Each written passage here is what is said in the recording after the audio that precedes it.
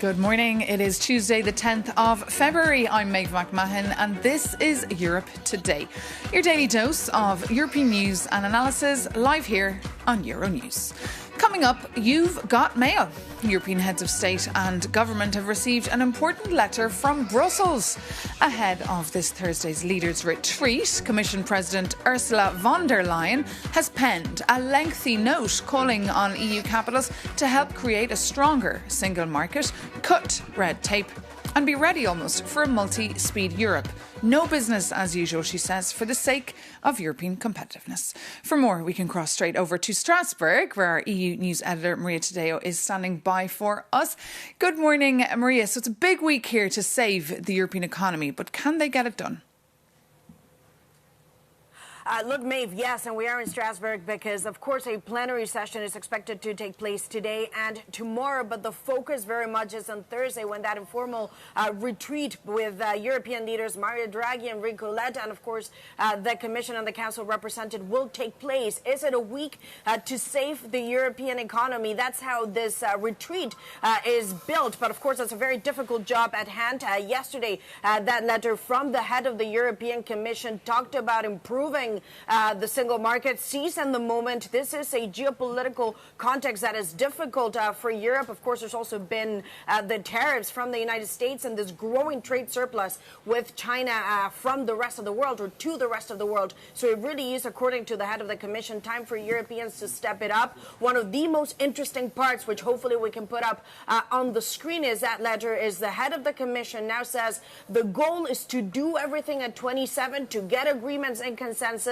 But if that is not possible, it should not prevent a lack of ambition, and therefore European countries should turn to other instruments like enhanced cooperation, smaller coalitions to get it done. Obviously, that is an allusion to a two-speed Europe. The countries that want to integrate further should be able to do so in smaller groups. That obviously is a reference to the pragmatic federalism that Mario Draghi stated last week going into the summit. There is a lot at stake, but obviously we also know that this is a union at 27, and this is going to be politically a very difficult debate. Indeed, Maria, and I mean, there's still big political divisions ahead of this summit, and why would this time be different? This idea, as you know, and you said yourself, of a federal Europe has been toxic for many decades.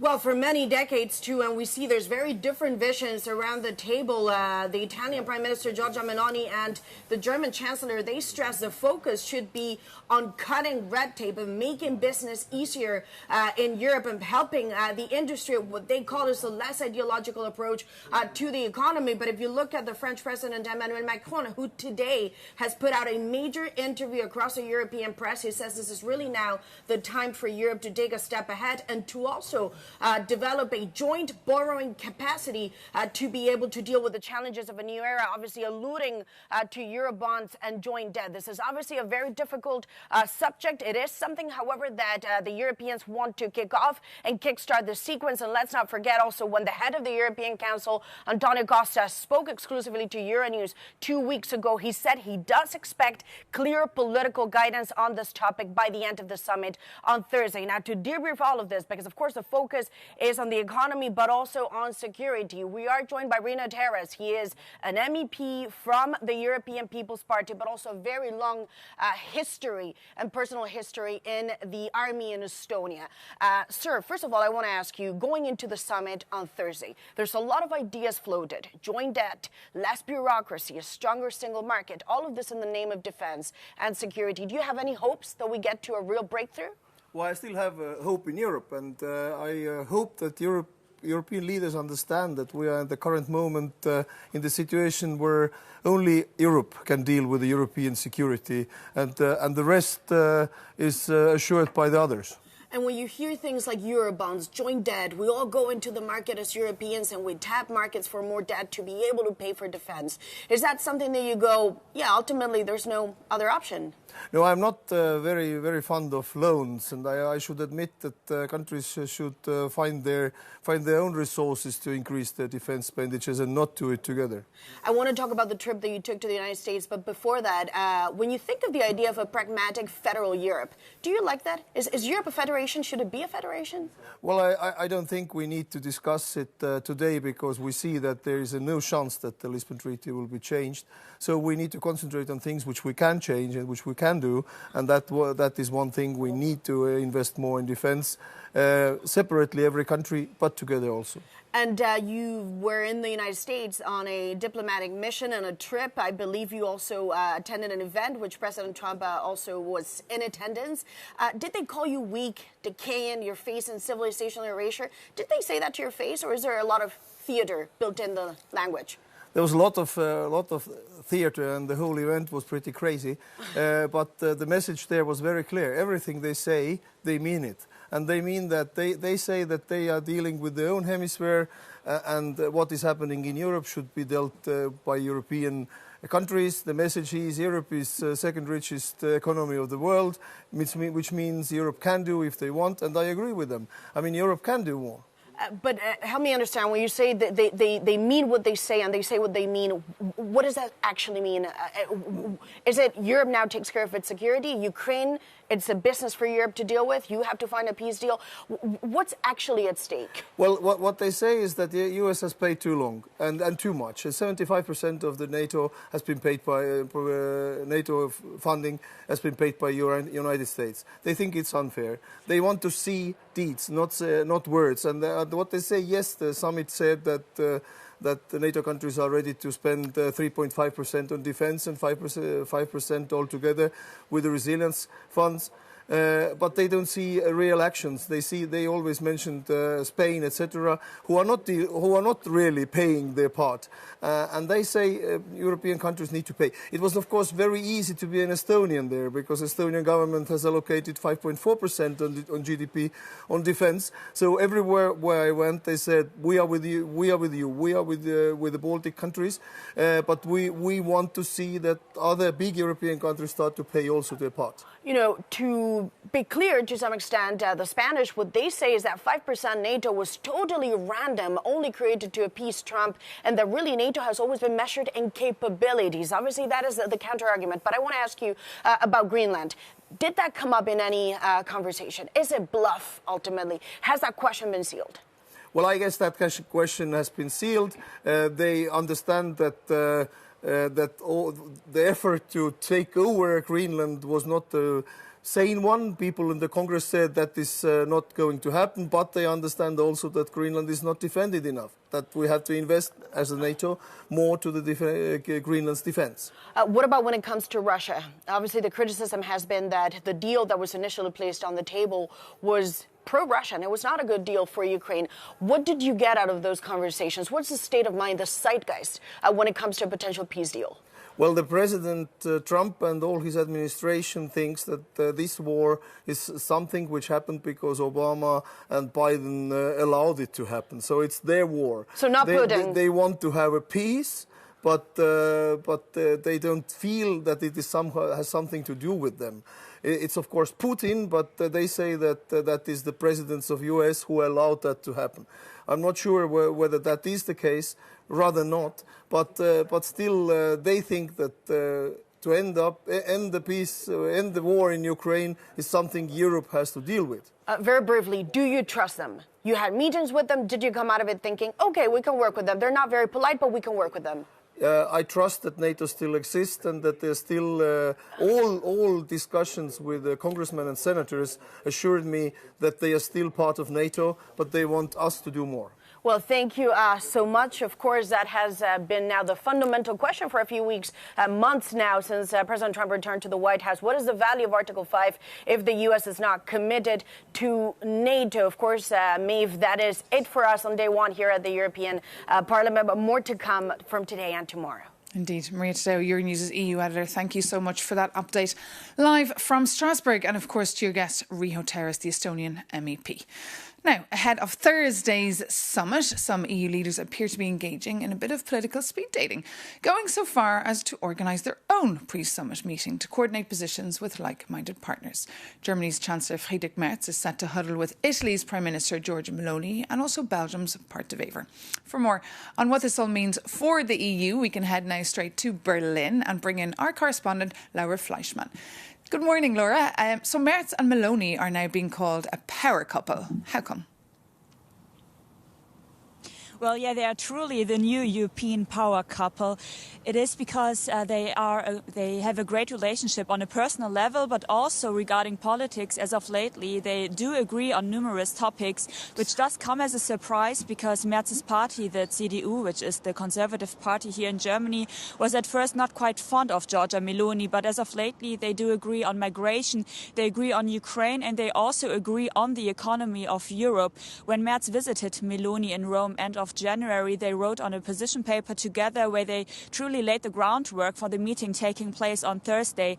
They want to strengthen the EU single market. They want to reduce barriers still intact regarding the trade of goods and services. And they also want to reduce the bureaucracy of Europe. And as I said, it does lay the groundwork for the summit, for the meeting. And they want to convince the other European leaders of their own plan for Europe. So let's give it a listen what Merz said himself when he was in Rome end of January.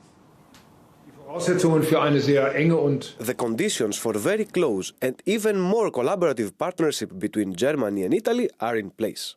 We want to make 2026 a year of opportunities and a year of decisions.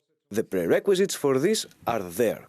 There is a very high degree of agreement in Germany and in Italy regarding the assessment of the challenges we face together in our countries, in our democracies, and also in the European Union. Auch gemeinsam in der Europäischen Union. Friedrich Merz there. And Laura, is the relationship between Merz and Meloni the end of the Franco-German EU engine as we know it? Well, not of course. The relationship between Macron and Merz is still ongoing, but it does seem to have cooled off quite a bit. This could be due to the lack of support for Macron in his own government and the French government, but also due to tension regarding the Mercosur trade deal, which Merz was a huge supporter of. He was one of its biggest advocates, but Macron tried to block it from the European Parliament. And this furthermore shows how different their approach is regarding Europe's economy, regarding the future of Europe. And this could really have pushed Merz into Meloni's arms and made him look for alliances elsewhere. Okay, Laura Fleischmann there, thank you so much for that live update from just outside the snowy German Chancellery. Well, one area where Merz and Meloni do align is on ending the war in Ukraine. And just last week we saw 2 days of talks wrapping up in Abu Dhabi, but no new date is set for new negotiations. But the plan is to meet very soon in Miami. Meanwhile, President Zelensky has said the US has set June as a deadline to end these talks. For more, we can bring in now Sasha Vakalina, our Ukraine correspondent, who's here with us on set. Good morning, Sasha. Just tell us, how likely is this June deadline? Well, this is not the first deadline that we're hearing regarding when it could be possible to put an end to Russia's war against Ukraine. Is it likely? Is it possible? Yes, it is. Is it more likely than the previous ones? Now, this is where it gets tricky because the negotiations are, of course, ongoing. And just these days, we've heard a very sharp turn in the Kremlin's position. Russia's foreign minister, Sergei Lavrov, he accused the United States of refusing to implement their own promise, that he said. In Anchorage, we accepted the proposal of the US. They made an offer. We agreed, and the problem should have been resolved. It seems they proposed it, and we were ready, and now they are not. Now, what Sergei Lavrov is doing here is he's saying that actually the whole idea and what he calls a promise to push Ukraine into ceding territories and to push key forces to surrender is coming not from Russia, but he is pointing the finger as if this is the US promise, Maeve. And this kind of criticism and this kind of sharp words from the Kremlin regarding the US administration is not something we've heard before regarding these negotiations and the diplomatic process. And what about President Zelensky? He was speaking last night in Kyiv.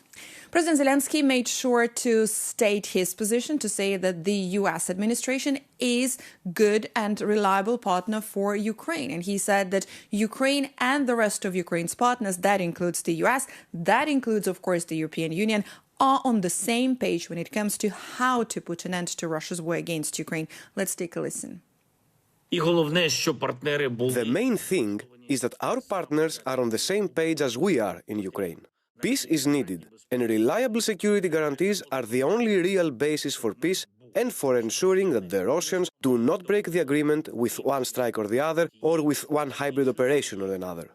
The documents on guarantees are ready. There is no alternative to security, no alternative to peace, no alternative to the restoration of our state. Немає альтернатив.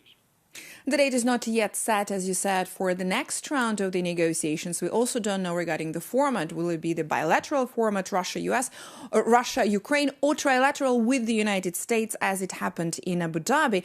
But at the same time, there might be some sort of the negotiations taking place in the coming days when during the Munich Security Conference, because this is when we can expect some sort of a high-level meeting.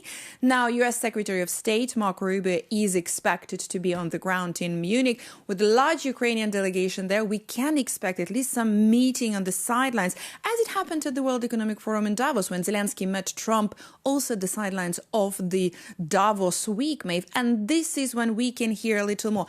Interestingly will be the fact that it's not going to be Witkoff there in this case, it's going to be Marco Rubio. So we might hear some new progress and some new statements coming from the US administration regarding the next steps in this diplomatic process. And we know there's a big European delegation as well going to the Munich Security Conference, and Ursula von der Leyen, the Commission President, has also confirmed her attendance. Sasha, thank you so much for that update, as always.